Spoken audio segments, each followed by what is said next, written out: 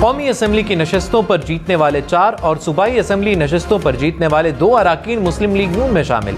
NA 189 से सरदार Shamsher Mazari, NA 54 से Aqeel Malik, NA 48 से राजा खुरम नवाज शामिल। NA 253 से जीतने वाले मियां खान मुक्ति का भी नून लीग में शमूलियत का ऐलान। पंजाब असम्बली के PP 240 से मोहम्मद सुहेल और PP 48 से पसरूर से खुरम विर्क नून लीग में शामिल। कौमी असम्बली आज़ाद उम्मीदवार 97 सीटों के साथ पहले नंबर पर। मुस्लिम लीग नवाज 79 नशिस्तों के साथ ऐवान की सबसे बड़ी जमात। इसके अलावा 4 आज़ाद उम्मीदवार भी नून लीग में शमूलियत का ऐलान कर चुके हैं। पीपल्स पार्टी 54 नशिस्तों पर कामयाब। MQM की 17 नशिस्तें, JUI 4, मुस्लिम लीग काफ और IPP 2-2 नशिस्तों पर कामयाब। कौन संभालेगा मुल्क की बागडोर? कौन होगा नया वजीर आजम? नवाज शरीफ, बिलावल भुट्टो या फिर कोई और? हुकूमत साजी के लिए नून लीग की जानिब से राब्तों में तेजी। नवाज शरीफ और आसिफ जरदारी के दरमियान आज मुलाकात मुतवक्के। गुज़िश्ता रोज शहबाज शरीफ ने आसिफ जरदारी से मुलाकात की। मौलाना फजलुर रहमान और खालिद मकबूल सिद्दीकी से भी टेलीफोनिक राब्ता। हुकूमत साजी से मुतल्लिक़ अमूर पर तबादला ख्याल किया गया। शहबाज शरीफ की दावत पर MQM का वफ्द नवाज शरीफ से मुलाकात के लिए लाहौर पहुँच गया। नून लीग मुत्तहिदा को वफाक में हुकूमत साजी के लिए ताउन की दरख्वास्त करेगी। नून लीग ने आज़ाद उम्मीदवारों से राबतों के लिए कमेटी कायम कर दी।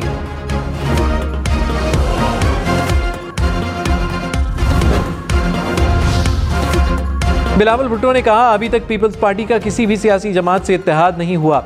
अकेले हुकूमत नहीं बना सकूंगा। इस पोजीशन में नहीं कि किसी फैसले का ऐलान कर सकूं। सेंट्रल एग्जीक्यूटिव कमेटी फैसला करेगी। ये कहना कबल अज़ वक्त है कि कौन कहां हुकूमत बना रहा है। वफाक, पंजाब और बलोचिस्तान में पीपल्स पार्टी के बगैर हुकूमत नहीं बन सकती। मुल्क के मफाद में है कि सियासी इस्तेहकाम के लिए कोशिश करे। आज़ाद जीतने वालों के फैसलों पर आवाम की नज़र है।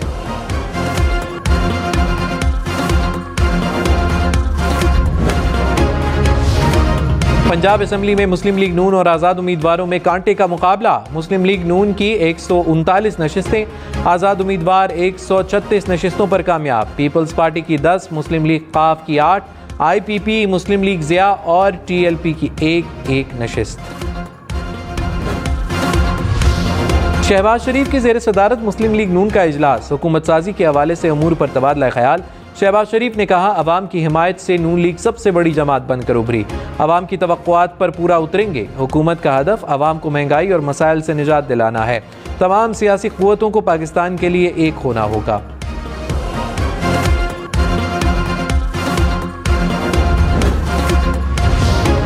बैरिस्टर गोहर का वफाक, पंजाब और खैबर पख्तूनख्वा में अक्सरियत का दावा।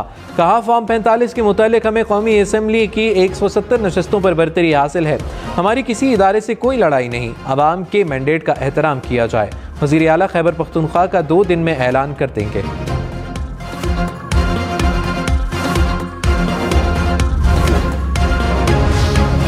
बीस हल्कों के नताइज के खिलाफ दरखास्तें लाहौर हाई कोर्ट में समाअत के लिए मुकर्रर।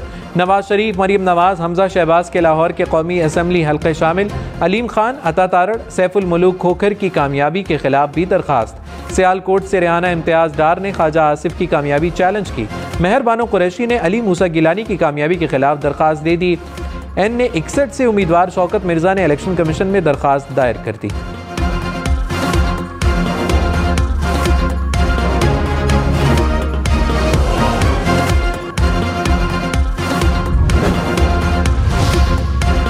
सिंध असम्बली में पीपल्स पार्टी ने 2018 से ज्यादा नशिस्तें हासिल की। 84 JLA असम्बली पहुंचे।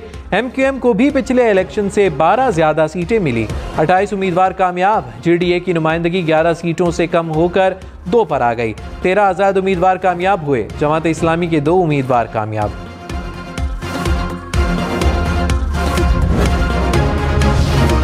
सदर आरिफ अलवी ने कहा, इलेक्ट्रॉनिक वोटिंग मशीनों के लिए हमारी तवील जद्दोजहद को याद रखें। EVM में कागजी बैलेट थे जिन्हें हाथ से गिना जा सकता था।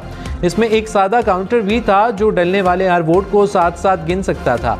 हर नशिस्त का नतीजा पोल खत्म होने के 5 मिनट के अंदर दस्तयाब होता और प्रिंट भी हो जाता। आज EVM होती तो प्यारा पाकिस्तान इस बहरान से बच सकता था। रहनुमा नून लीग मरियम औरंगजेब ने कहा, मुस्लिम लीग नून और पीपल्स पार्टी के बगैर हुकूमत नहीं बन सकती। शहबाज शरीफ और आसिफ जरदारी की मुलाकात में हतमी फैसला कोई नहीं हुआ। आसिफ जरदारी अपनी जमात से मुशावरत करेंगे, आज़ाद उम्मीदवारों से बात होगी, PTI से नहीं। नून लीग पंजाब में हुकूमत बनाने की पोजीशन में है।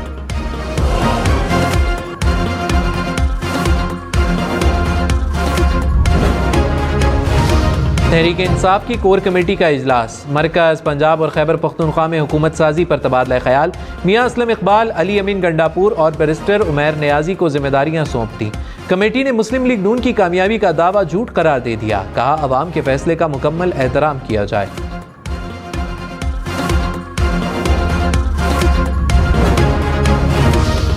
इलेक्शन कमीशन ने NA-88 खुशाब का हतमी नतीजा रोक दिया। 26 पोलिंग स्टेशन पर 15 फरवरी को दोबारा पोलिंग होगी।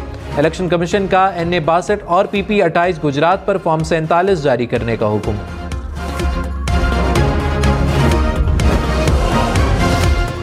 NA-47 इस्लामाबाद में नताइज की मुबैना तब्दीली पर रिटर्निंग अफसर से रिपोर्ट तलब। इलेक्शन कमीशन का डिस्ट्रिक्ट रिटर्निंग अफसर और RO को मरासला। कहा, उम्मीदवार शुएब शाहीन ने नताइज में तब्दीली का इल्जाम लगाया। इलेक्शन कमीशन को जल्द अज जल्द रिपोर्ट भिजवाई जाए। NA-48 से आज़ाद उम्मीदवार अली बुखारी की दरख्वास्त पर इलेक्शन कमीशन आज समाअत करेगा। इस्लामाबाद के हल्का NA-46 के नताइज के मामले पर भी ROs ने तमाम उम्मीदवारों को आज 11 बजे तलब कर लिया।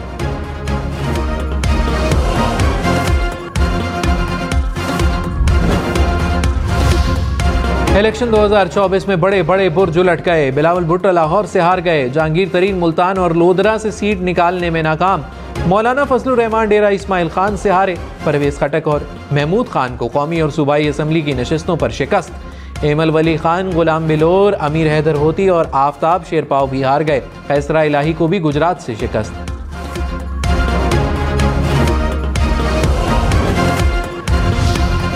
इलेक्शन 2024 में बड़े बड़े नाम हार गए। ख्वाजा साद रफीक, खुरम दस्तगीर, आबिद शेर अली और शेख रोहेल असगर हार गए। जावेद लतीफ़ को शेखपुरा से शिकस्त। शेख रशीद रावलपिंडी की नशिस्त पर 5वें नंबर पर आए। सादिक को अटक से शिकस्त का सामना। हाशिम जमा बख्त भी अपनी सीटें जीतने में नाकाम।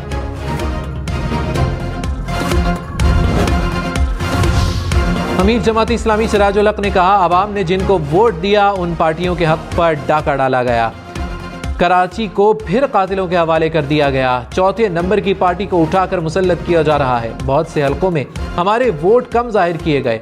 अदालती हुक्म के बावजूद इंतखाबात में इंटरनेट और मोबाइल सर्विस बंद करने पर तशवीश है।